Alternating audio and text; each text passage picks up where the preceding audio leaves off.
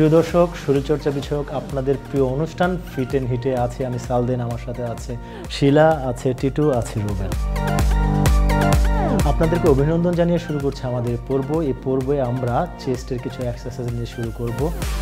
গত পর্বে আমরা চেস্টের পুশ আপ সম্পর্কে অনেক কিছু জেনেছি। আশা করি আপনারা পুশ আপগুলো সঠিকভাবে দিতে পারছেন। চলুন পুশ আপ দেওয়া যদি শেষ হয়ে যায়, এবার আমরা যে এক্সারসাইজটি শিখব চেস্টের জন্য সেটি হলো প্যারালাল ডিপস। প্যারালাল ডিপসের জন্য সর্বপ্রথম দরকার একটি প্যারালাল বার মেশিন। এই মেশিনটি হলো প্যারালাল বার মেশিন। এই মেশিনে আমরা শিখব কিভাবে প্যারালাল ডিপস দিতে হয়। প্রথম আমরা এই মেশিনে নিচে ঠিকভাবে পা রেখে ব্যালেন্সে রেখে হাতের পজিশনে চলে আসবো, সবটা নামবো, সবটা। প্রিয় দর্শক, লক্ষ্য রাখতে হবে এই এক্সারসাইজটিতে সবটা নামলে তখনই চেস্টের এক্সারসাইজ হবে, যদি সবটা না নামা হয় তখন এটা ট্রাইসেপের এক্সারসাইজ হয়ে যাবে। প্যারালাল ডিপস একটি চমৎকার এক্সারসাইজ। এখানে ফার্স্ট মাসেল হিসেবে আমাদের চেস্টকে ফোকাস করছে, প্রেস করছে, এবং সেকেন্ডারি মাসেল হিসেবে ট্রাইসেপের জন্য কাজ করছে। এটি আমরা ঘুরেও মারবো, যার ফলে দর্শকদের দেখতে এবং শিখতে সুবিধা হবে। প্রিয় দর্শক, লক্ষ্য করুন, ঠিক এই মেশিনটিতেই আমরা এই এক্সারসাইজটি করব। আমরা এক্সারসাইজটি এখন আমরা দেখছি, আপনি লক্ষ্য করুন, ঠিক আপনার এলবো লেভেল থেকে নিচে নামতে হবে। ওয়েট, এলবো লেভেল থেকে নিচে নামতে হবে। এই এলবো লেভেল থেকে যখন নিচে নামা হবে তখনই চেস্টে লাগবে, কিন্তু আবার এলবো লেভেল থেকে নিচে না নামলে তখন এই ট্রাইসেপে চলে যাবে। অল্প ব্যাস, up, good, drop, up, nice, inhale, drop, exhale. প্রিয় দর্শক, প্যারালাল ডিপস বারে কীভাবে প্যারালাল ডিপস মারতে হয় সেটি আমরা শিখলাম। আপনাদেরকে মনে রাখতে হবে, যদি আপনি চেস্ট মাসেলকে হিট করতে চান তাহলে ডিপসটিতে আপনাকে এলবো থেকে চেস্ট অবশ্যই নিচে নামাতে হবে। প্রথম অনেক কষ্ট হবে, তারপর আস্তে আস্তে চেষ্টা করে আপনি ডিপ নিচে যতটুকু সম্ভব নামানোর চেষ্টা করবেন, তখনই আমাদের চেস্ট মাসেলের কাজ করবে। প্যারালাল ডিপসের একটি গুরুত্বপূর্ণ বিষয় হলো আমাদের চেস্টের সাইড এবং লোয়ার পার্টকে সুন্দর টিউন এবং কাটস করার জন্য প্যারালাল ডিপসের কোনো বিকল্প নেই। কারণ হলো প্যারালাল ডিপসে আমাদের এই জায়গাগুলোতে চর্বিকে গলিয়ে আমাদের মাসেল টিউনকে সুন্দর করে। প্যারালাল ডিপসকে সেকেন্ডারি মাসেল হিসেবে আপনি ট্রায়াল এক্সারসাইজ করতে পারেন, সেটির জন্য এলবো থেকে নিচে নামতে হবে না। প্রিয় দর্শক, চলুন এবার আমরা চেস্টের জন্য সেকেন্ড একটা এক্সারসাইজ যাব, সেটির নাম হলো বেঞ্চ প্রেস। অর্থাৎ বেঞ্চ প্রেসে কিভাবে চেস্ট এক্সারসাইজ করা যায়, চলুন তাহলে।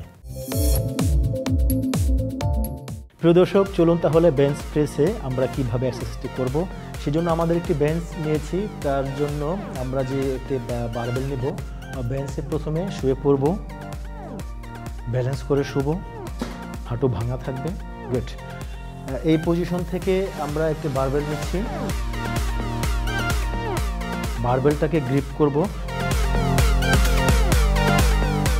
প্রিয় দর্শক, এখানে একটি শিক্ষণীয় বিষয় হলো আমাদের হাতের গ্রিপ আমরা কতটুকু ওয়াইড কিংবা কতটুকু ক্লোজ রাখবো সেটি নির্ভর করছে। আপনাকে সবসময় মনে রাখতে হবে যে আপনার হাতের গ্রিপ চেস্টের বাইরে থাকবে। সেই জন্য ঠিক এই অবস্থায় আমরা ঠিক এখান থেকে শ্বাস ইনহেল করে নিচে নামবে এবং এক্সহেল করে আপ হবে। লক্ষ্য করুন, এটি একটি বেঞ্চ প্রেস চমৎকার এক্সারসাইজ। এই এক্সারসাইজটি আমাদের চেস্টের জন্য সবচেয়ে বেশি জরুরি এবং গুরুত্বপূর্ণ এক্সারসাইজ।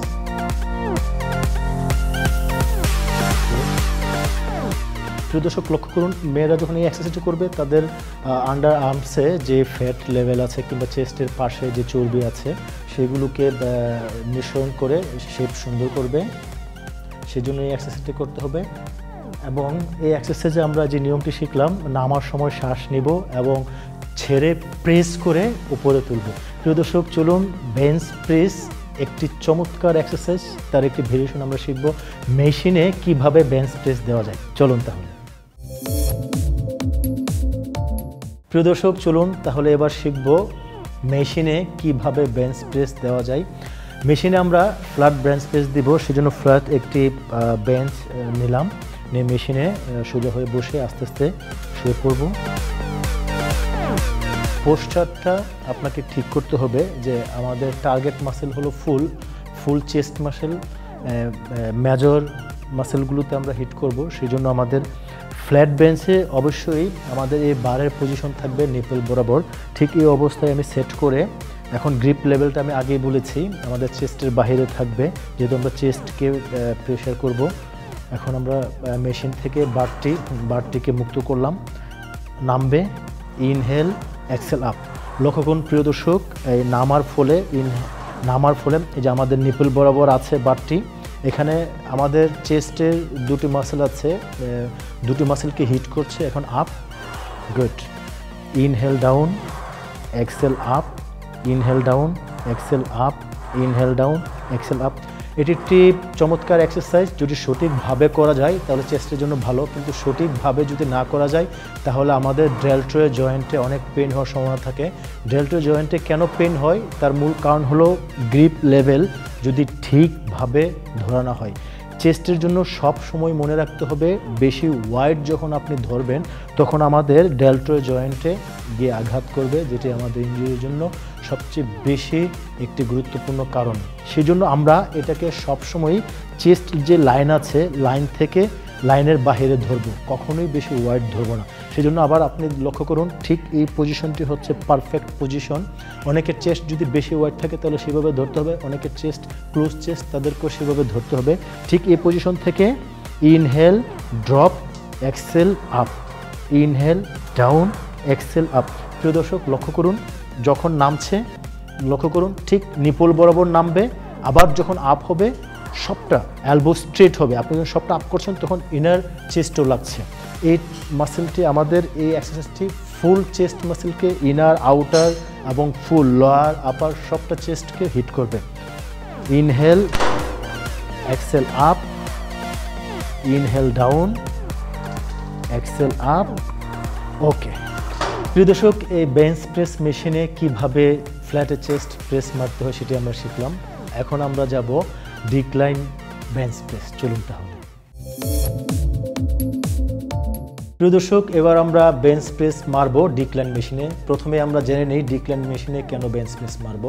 আমরা ফ্ল্যাট মেশিনে যে বেঞ্চ প্রেসটা মেরেছি এটাতে আমাদের চেস্টের ফুল চেস্টকে হিট করেছে। এখন আমরা ডিক্লাইন মারবো। ফ্ল্যাট বেঞ্চ প্রেস এবং ডিক্লাইন বেঞ্চ প্রেসের মূল পার্থক্য হলো ডিক্লাইন বেঞ্চ প্রেসে চেস্ট বেঞ্চ প্রেস মারলে আমাদের লোয়ার চেস্টের লাইন, লোয়ার চেস্টের ফ্যাট ডেন্সিটিকে বার্ন করে মাসেল গ্রো করার জন্য আমরা ডিক্লাইন মেশিনটি মারব।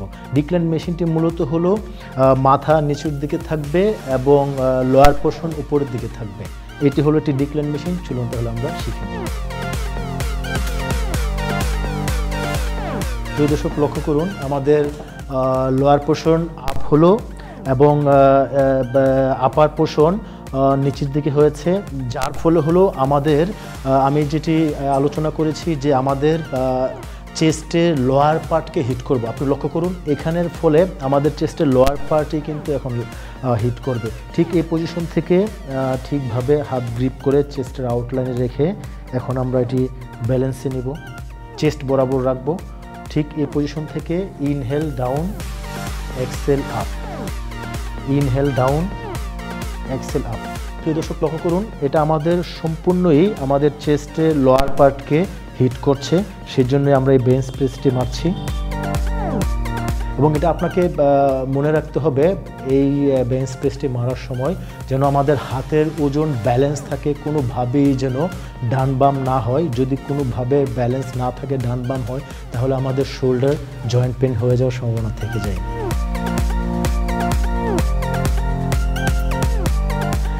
ডিক্লাইন বেঞ্চ প্রেসেও আপনি প্রত্যেকটি সেটে কমপক্ষে 12 থেকে 14টি রেপস করবেন। এটিও আপনাকে 3 সেট করতে হবে। প্রিয় দর্শক চলুন এবার আমরা একটি বেঞ্চ প্রেস মারব। এই বেঞ্চ প্রেসের নাম হলো ইনক্লাইন বেঞ্চ প্রেস। প্রিয় দর্শক চলুন তাহলে আমরা ইনক্লাইন মেশিনে কিভাবে চেস্ট প্রেস মারতে হয় সেটি শিখব।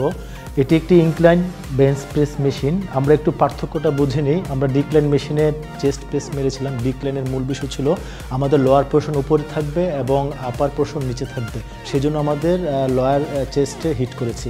এই ইনক্লাইন মেশিনের বিশেষত্ব হলো আমাদের আপার চেস্টে হিট করব, সেজন্য লোয়ার পোর্শন নিচে থাকবে এবং আপার পোর্শন উপরে থাকবে।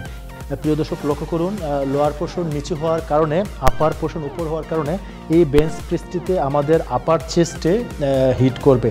আপার চেস্টে হিট করাটা অনেক বেশি জরুরি, কারণ আপার চেস্টে মাসেল গ্রো হওয়ার সম্ভাবনা খুবই কম থাকে, সেজন্য এটি একটি important exercise for building your upper chest. ঠিক এই পজিশন থেকে গ্রিপ আগের মতোই চেস্টের বাহিরে গ্রিপ করব। এখন এটি ব্যালেন্সে নিয়ে আসবো, ঠিকভাবে রেখে এখান থেকে ইনহেল করে নিচে নামবে, ইনহেল, এক্সেল আপ। প্রিয় দর্শক লক্ষ্য করুন, ঠিক আপার চেস্টে হিট হচ্ছে, ইনহেল ডাউন, এক্সেল আপ। এটি মনে রাখতে হবে ঠিক আপার চেস্ট বরাবর নামবে, উঠবে, কখনই এটি নিপল বরাবর হবে না। যদি নিপল বরাবর এখানে হয় তখন এটি আমাদের কাঙ্ক্ষিত অংশে হিট করবে না, সেজন্য ঠিক আপার বরাবর রাখবো, অর্থাৎ থুতনির ঠিক নিচে লেগে যাবে। Inhale down, exhale up, nice, inhale down, exhale up, inhale down, exhale up, inhale down, exhale up. প্রিয় দর্শক এটিকে ঠিক এভাবেই আপনি প্রপার এক্সারসাইজটা করবেন এবং এটি শেষ হয়ে গেলে আপনাকে প্রত্যেকটা সেটে মিনিমাম 12 থেকে 14টি রেপস এবং 3টি সেট করবেন। প্রিয় দর্শক চলুন এবার আমরা শিখব কিছু চেস্ট স্ট্রেচিং, যেহেতু আজকে আমরা চেস্টের এক্সারসাইজ করেছি, চলুন তাহলে। প্রিয় দর্শক চেস্টের এক্সারসাইজগুলো শেষ করার পর অবশ্যই স্ট্রেচিং করবেন, কারণ আমরা জানি স্ট্রেচিং না করলে আমাদের মাসেল ইনজুরি হওয়ার সম্ভাবনা অনেক অংশেই বেশি হয়ে থাকে। চলুন আমরা প্রপার স্ট্রেচিংগুলো শিখব, কীভাবে চেস্টের এক্সারসাইজের পর স্ট্রেচিং করতে হয়। আমরা বেঞ্চ প্রেস আজকে এক্সারসাইজ করেছি। বেঞ্চ প্রেস এক্সারসাইজ করার ফলে আমাদের লোয়ার চেস্টের কাজ করেছি, মিডল চেস্ট এবং আপার চেস্ট।